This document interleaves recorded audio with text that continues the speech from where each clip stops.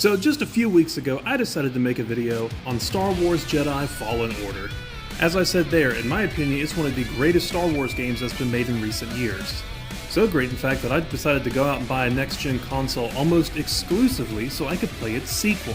So I bought the game and I decided I was going to make a video about my genuine first reaction to it, and I made that and it was great and I was so happy with the recording. And then a few days later when I went to go edit it, all the footage was gone. So yeah, I'm not gonna lie, I could make another video, but I'm honestly so mad, I just don't feel like making another video on that game right now. Well, that's not entirely true because misery loves company. And I decided to make a video on the most miserable thing in this entire game. So you probably remember back in Fallen Order, you're walking along this beautiful planet when bam, you fall into a pit and this demon frog is waiting there. This is Oggdo, a boss which I have seen Soulsborne's veterans struggle with. Now, he was a difficult enough fight in the first game, but apparently this tadpole here pulls more women than I do, because he has a son that shows up in the next game, the spawn of Oggdo. So due to this revelation and my newfound need for content, I decided to make a video about how to kill the spawn of Oggdo. Because let's face it, you don't know a thing about him, but you know he deserves it. Now, there are two options you can go with when trying to tackle this boss fight. The first is to try and take him in a straight up fight. The second option, which I recommend to you, is to just flat out Kurt Cobain yourself right now.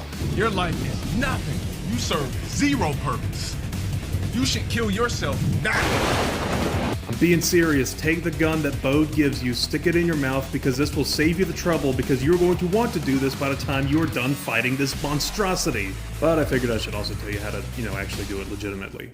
So the first thing you're going to want to do is you're going to want to actually find where this boss is in the overworld. And it's here in the Kalan Fortress and... Okay, enough playing around. If you're watching a video on how to kill the spawn of Oggdo, you've probably already found him and have died to him numerous times. But just in case you're watching this for entertainment, when you're in the middle of the fort, you will find a meditation point here. You're going to want to save here because this is where you will respawn for the next 3 hours. After that, you're going to want to use your handy-dandy grappling hook to come up here. You'll come across a few battle droids which I would recommend you kill, or you might want to leave them alive, but I'm getting ahead of myself. After crossing this bridge, you'll come across a plateau with a load of battle droids and a suspicious metal plate in the middle of it. I wonder what could be here! Whenever you try to grab the priorite shard in the middle of this plate, you will fall into a fate worse than the Rancor. This is the den of Oggdo. The good thing is this pit saved you the trip because you're already 6 feet underground. If you go up against this thing unprepared, you're going to die. Like, what did you expect was going to happen? This is going to be easy? No. I'm making a sarcastic walkthrough of how to kill this thing. It's not simple. Now here's the part you're all wondering about. How do I dodge this thing's attacks? Well, first off, let's talk about what kind of attacks you're actually dealing with here. Oggdo here has 7 different tools at his disposal, only 1 of which is parryable, and 5 of which are unblockable. Oh, joy. So the first and most basic attack that he can do is this bite attack. It's pretty simple. Sometimes he'll do it once, sometimes he'll do it 2 times, and sometimes he'll psych you out and hit you with it 6 times in a row, breaking your block and killing you instantly. He can also work in some of his other attacks at the end of a bite combo, but I'm getting ahead of myself. This is the only move which you can parry, and I would recommend doing that, although don't kid yourself, you're never going to break this thing's block. The next and possibly easiest attack he can hit you with is this little bout of acid reflux right here. At the end of the day, you can take comfort that you apparently leave a very bad taste in Oggdo's mouth because he will vomit every time that you try to come fight him. This spew is toxic, however, just like this boss is, and if you stand in it too long, you will take damage over time. Thankfully, it is incredibly easy to avoid, and it leaves him open to a lot of attacks where you can come in and hit him. Alright, now we get to the fun stuff here. These are the attacks that will kill you in one hit if you do not come in with enough life. One of his most devastating damage-wise is this charge where he rears back and he shoots straight for you.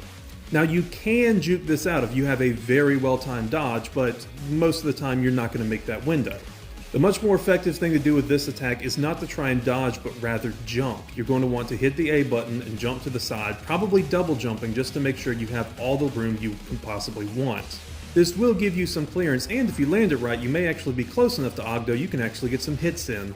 Another relatively simple move, and perhaps the easiest of his unblockables, is this little quick stomp attack, where he will jump up in the air and hit you with the belly flop of doom. Again, dodging is probably not the best thing to do here because this actually has a small area of effect, but it's not too big so you can dodge, but just jump. It's going to be easier to just jump.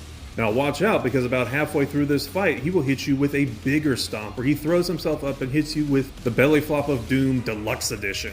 By and large, this is the exact same attack, except the area of effect is a lot bigger, so here you're definitely going to want to jump, unless you're really far away from him.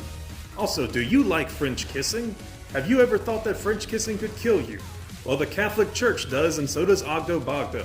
If you ever see him jump really far away like this, there's a good chance he's about to try and stick his tongue out at you. He is a giant frog from the pits of hell, after all. If this tongue attack hits you, he will pull you in, chomp you, break your back, and kill you instantly. Thankfully, this is another easy to dodge move, where you can just dodge out of the way. Or again, you could jump, and if you jump towards him, you might be able to land close enough where you can once again get some cheap hits in. And believe me, you're going to want to hit him as much as you can. Now, this last attack here is not terribly difficult to tackle, but it's the one that gave me the most trouble, so I wanted to touch on it here, and that is his heavy bite. Now, whereas with these tiny little love nibbles, you can just parry them and be on your way, this thing will screw your crap up. If you ever see him rear back on his hind legs like this, there are very few options you have at your disposal. If you jump, it will not save you. If you dodge backwards, it will not save you because he will lunge forward. What you need to do here is very quickly lunge to the sides. I don't care which side. I chose right because that's the right side as opposed to the wrong side, but you can do whatever side you wish. Now, what gave me so much trouble with this attack is he will often hit you with it at the most inopportune times imaginable. Sometimes he'll throw it on the end of one of his little small bite combos. Usually at the time where you're already hitting and locked into that animation, so you are gonna take damage from it, my friend. Again, personally, I find that to be the most difficult attack to dodge just because you have so few options when dealing with it as opposed to everything else. You actually have one or two ways of getting out of the way. But now, let's talk strategy. The first thing you're going to want to do before you do anything else is customize Cal to your liking. Now, you can make him look like whatever you want, but I'm just going to tell you the best thing to do with is try to make him look as close to Kyle Katarn as possible. Because as we've established in several other videos, Kyle Katarn is the Chuck Norris of the Star Wars universe. The next thing you're going to want to do is pray. Just pray. Just pray that you will make it through this thing with your sanity intact. Another bonus strategy is you might want to have a therapist on speed dial. Okay, time for the combat tactics. As I stated before, there's this giant trap door with a whole bunch of battle droids around it. Your first instinct is almost certainly going to be to kill all the droids before rushing in and then falling into the platform. But what if I told you, you can kind of use these droids to help you out? If you're quick and dexterous enough, you can actually run in and make all these battle droids fall into Oggdo's pit while you stay above ground. This is a little bit of a tricky maneuver, and I've never seen anyone else talk about it in any videos on how to kill Oggdo, but I'm giving it to you for free. Get all the droids on the platform, run in, and very quickly try to jump off to the side as the doors open up. The window is very awkward, and you just kind of have to pray and hope that you get it right, but when you get it right, you can get some battle droids down there, which sometimes will actually do a decent chunk of damage to Oggdo before the fight even begins. If there happen to be any battle droids left up on the surface, you can use your force pull and push and try to throw them into the pit as well, or throw them at Oggdo. But these battle droids are only slightly less effective than you are because none of them are going to get Oggdo close to being killed. But any amount of health gone is a plus side in my book. Now, if you're not careful, you will fall into the pit along with all those battle droids that you baited in, and now you are almost certainly going to die. That's because even though droids and frogs are natural enemies in the wild, they hate humans, and can you blame them? Yes, you can, because humans are made in God's image, and Oggdo is most certainly not. However, these droids and amphibians will make your day a lot more miserable because now you're going to have to contend with all of them because most of the time they're going to turn on you before they turn on each other. But if you time it right, you can start the boss fight with just a little extra boost to help you out. Now the next thing you're going to want to do is if you are above the pit, you can actually jump down and hit Oggdo with a move from the top rope. If you see this button prompt appear over his head, press it because you will lock onto him and hit him and deal a little bit extra damage. Not a ton, so it's fine if you miss it, but again, anything that helps can help. The only thing is, as soon as you land, get ready to dodge because he's probably going to hit you with a bite. Alright, into the fight itself. If he hits you with the bite move, just parry it. Be prepared for a second bite, however, but also be prepared that he may possibly throw some other attack in at the end of that combo. Most likely, the big boy bite. So that means at this moment, when it is perhaps most opportune to hit Oggdo with a lightsaber, you're going to want to be slightly cautious. A lot of this is going to come down to split-second decision-making, and you will mess this up several times, but there is no shame in that. Next thing is this charge. As said before, double jump over it, and if you can land close to Oggdo, you can hit him a lot. Same thing with the vomit. If you get off to a side, you can usually get 1 or 2 attacks in before he retaliates. Belly flop is largely the same thing. It doesn't sound that hard whenever you're saying it out loud, but whenever you're in the trenches fighting for your life, oh boy, this is a lot of timing that you are just not going to be prepared for unless you are on your toes. Another word to the wise, Oggdo will kill you. A lot. But you can actually turn this against him. As Alec Guinness said once, strike me down, Darth, and I will become more powerful than you can possibly imagine. Because whenever you kill me, this little bit of XP will be left behind, which if I pick up will completely restore my health. Sadly, Vader killed Obi-Wan before he could pick this up, and he lost 3 upgrade levels, but you know, whatever. But yeah, as you probably know, whenever you die in this game, an enemy will pick up your XP, and if you hit them, you'll get all your XP and stuff back, as well as completely refilling your health.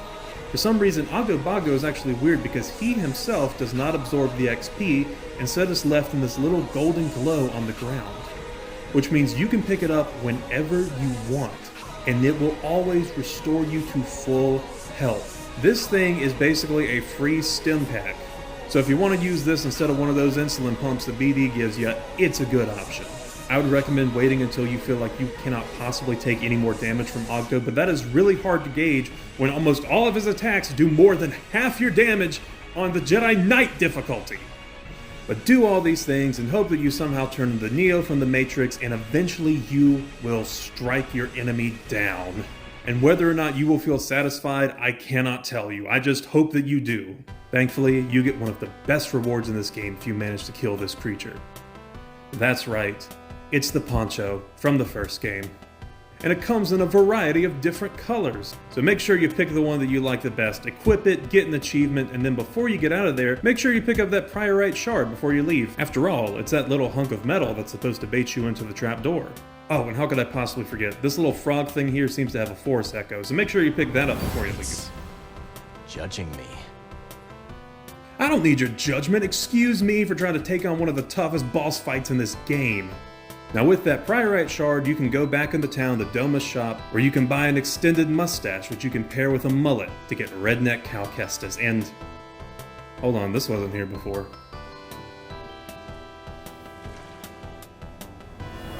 Sense of foul presence. No. No, oh no. No, no, no, no, no, no, no. Well, I meet my death with honor. Hope this video helped you out. Make sure to subscribe if you want to see videos that are nothing like this. And I will see you guys in the next one. Bye frickin' bye.